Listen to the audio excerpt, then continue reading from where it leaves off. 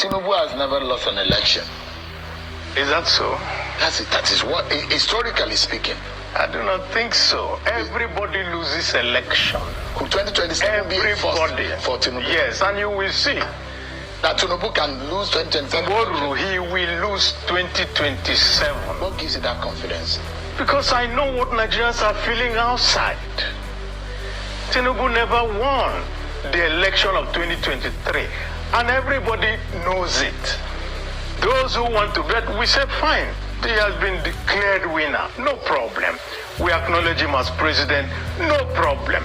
But we're going to meet him in the field. And I will see how he's going to cobble together that thing that will make him win again. It won't work. Because this time, everybody will be ready. It will no longer be an announcement at 3 a.m. Before people will wake up in the morning, they will tell you, oh, yeah, that will not work anymore. This time, people are ready, and we are ready. And the masses outside are even more ready. If you do an election today, you know what it's going to cost. How would you deal with this? That is the problem. Control. It is no longer a secret that the permutations for the 2027 presidential general election has begun. Senator Abaribe is a prominent Nigerian politician and a lawmaker. He is widely known for his outspoken opposition role in the National Assembly. He represents the Abia South Senatorial District, and he is known for his debate, sharp criticism of government policy, and strong legislative advocacy, with recent decamping from opposition parties to the APC.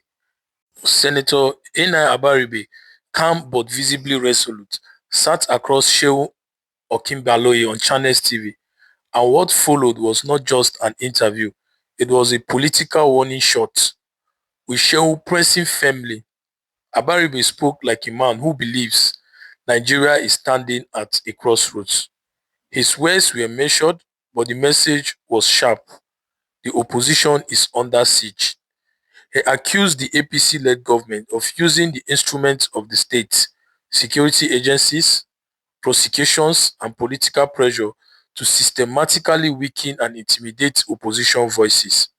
Abaribe also pushed back strongly against the growing wave of defections, dismissing them as anything but organic. According to him, these moves are not driven by ideology or performance, but by fear, coercion, and survival instinct in an environment where staying in the opposition feels increasingly dangerous. Before we continue, I want to make a passionate appeal from these analytics from YouTube. 96.3% of people who view these channels are not subscribed to these channels. Only 3.7% are subscribed to Impact Media. When you subscribe, comment, or like, it helps YouTube algorithm to push this content to other viewers as well. Please do well to like this video and subscribe. Thank you. Abaribe also warned that democracy cannot thrive where opposition parties are treated like enemies of the state, stressing that Nigeria's strength lies in pluralism and not dominance. Without a strong opposition, he argued, accountability dies quietly. The APC, Abaribe acknowledged, we always deny these allegations, and that is expected. But he left viewers with a haunting thought. When power becomes too comfortable, democracy becomes too fragile as well. By the end of the conversation, one thing was clear. This was not just an interview, it was a signal. Abaribe was not speaking not only to the government, but to Nigerians watching as well, asking them to decide. Is this the natural flow of political power or the slow, deliberate march towards one-party control? The debate is far from over, but the line has clearly been drawn. A lot of people from the opposition camp share the same sentiments that the government of the day are using anti-graft agencies like the EFCC to hunt them down. From Chris Ngige, former governor of Anambra State, to Abubakar Malami, from Hadi Sirika to Timibre Silva, these are voices that push to the margins. A familiar refrain is growing louder. They insist that the state's mighty institutions are no longer neutral reference but instruments of intimidation, investigations, probes, and summonses. They argue that they are being selectively deployed not in the pursuit of justice but as warnings to those who dare stand apart. They say the state has risen against them, that the instruments of power once meant to protect democracy have been unleashed as weapons. In their telling, dissent is being criminalized, critics are being haunted, and the machinery of government is being used to silence those who refuse to bow. This, they warn, is not governance, it is witch hunt. And in the shadows of power, fear has replaced fairness. Only recently, Peter Obi, former Labour Party presidential candidate and the ex-governor of Anambra State, visited former Minister of Labour and Employment, ex-governor Chris Ngige, at his country home in Alo, Anambra State. The visit took place after Ngige's convoy was attacked by unknown gunmen along Ukponkobi Road in Anambra State, an incident in which a woman was killed and Ngige's police orderly was injured. During the visit, Obi condemned the attack, describing it as shocking and unacceptable, and called for stronger security measures to protect citizens. Obi expressed sympathy to Ngige and thanked God that Ngige survived the attack. He also praised efforts to address insecurity and urged authorities to act.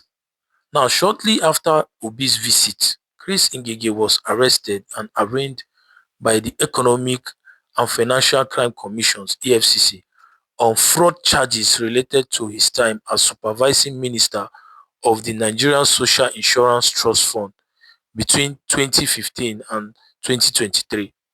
Some observers and groups have linked the timing of this arrest to political tensions following Obi's visit, though authorities state the action is based on alleged corruption charges. The core opposition argument is that the opposition is not saying corruption should be ignored.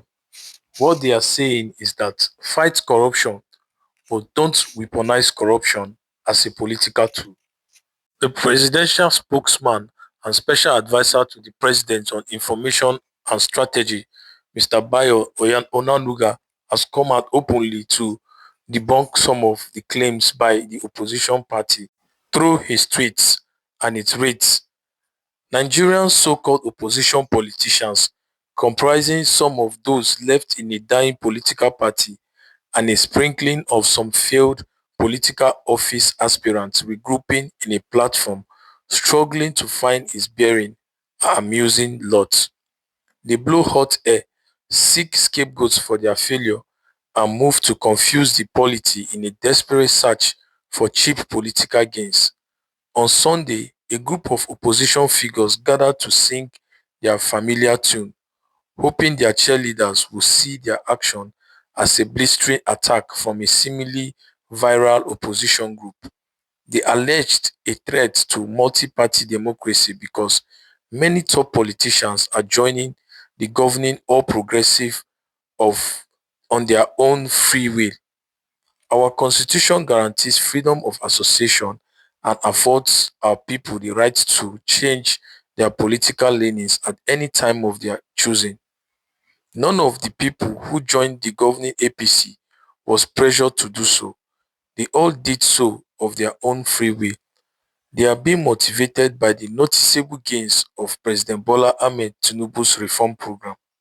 We may ask, when politicians were moving in droves to the now dying People's Democratic Party between 2000 and 2015, was Nigerian democracy imperiled?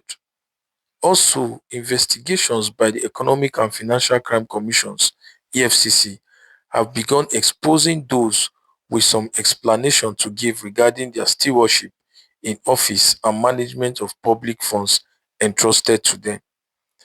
These politicians now accuse President Tinubu of weaponizing the EFCC for political purposes. While the presidency does not speak for the EFCC and believes the agency can speak for itself, we must reiterate that the EFCC is an independent institution established by law and empowered to carry out its statutory responsibilities without interference or favor. The agency's mandate is to investigate and prosecute financial crimes irrespective of the personalities involved, their political affiliations, or their positions in society. We find it curious that the same people who claimed they want to rescue Nigeria are now the ones waging a war of attrition against accountability and probity. Those who have cases to answer before EFCC should be bold and brave enough to defend themselves if they are clean. President Tinubu does not issue directives to any anti-corruption agency on whom to investigate, arrest, or prosecute. President Tinubu has significant state issues to address rather than engage in political targeting. The prosecution is conducted by the court, not by any sleight of hand, and those found not guilty will receive a clean bill of health. Allegations of weaponization are distractions from these politicians, who are running short of campaign issues to challenge President Tinubu and the APC's success in less than 3 years in office. No one is above the law. Everyone must be accountable for their actions, both in and out of the office. Political affiliations should not be a shield against EFCC statutory work, which recently led to Nigeria's removal from the FATF grey list. We have taken cognizance of the signatories to the statement. It is instructive that some of them were previously investigated and prosecuted by the EFCC even before President Tinubu took office in 2023. Some of these politicians have also been indicted in international financial probes for money laundering, with some of their accomplices jailed in foreign lands. Are they now signing statements because their chickens are coming home to roost? We advise those politicians not to undermine the integrity of our nation's institutions and the collective resolve to fight corruption by weaponizing politics to escape accountability and encourage impunity. The fight against corruption is a collective responsibility and should not be trivialized by baseless allegations, jaundiced or politicized narrative. Bayo Onanuga. Now let's take a listen to Dele Farotimi, a lawyer and activist and also a critic of the APC administration and Bola Ahmed Tinubu. He also shares the same sentiment of Abaribe that Tinubu did not win the 2023 general election. Let's take a listen. Those who have continued to assume that I have broken my word would be clear. I said if he won the presidency, I'll leave Nigeria on exile. So let me clear that up. For him to have won, the people would have had to have voted for him. We didn't vote for him. He stole the presidency. Yakubu and INEC sold him the presidency. The presidency is not an expression of the people's will. It is an expression of the debauchery of INEC and the height of our judicial corruption. He did not win the presidency. If I had left, I would have been sanitizing and deodorizing a skunk. If nothing else, I rise and fall by my word.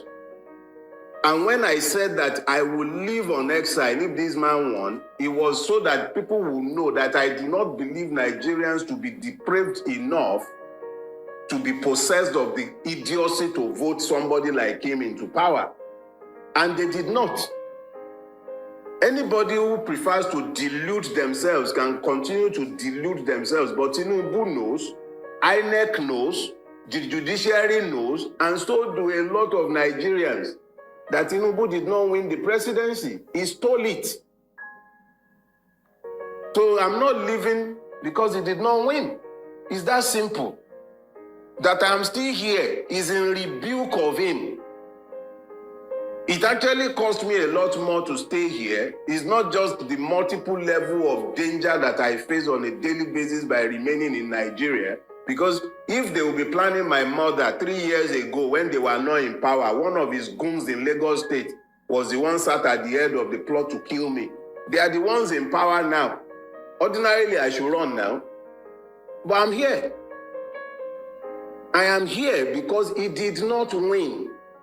He knows it. And every man and his dog in Lagos State knows it. He was beaten resoundingly in Lagos on the 25th of February. He couldn't even make 15% in Lagos.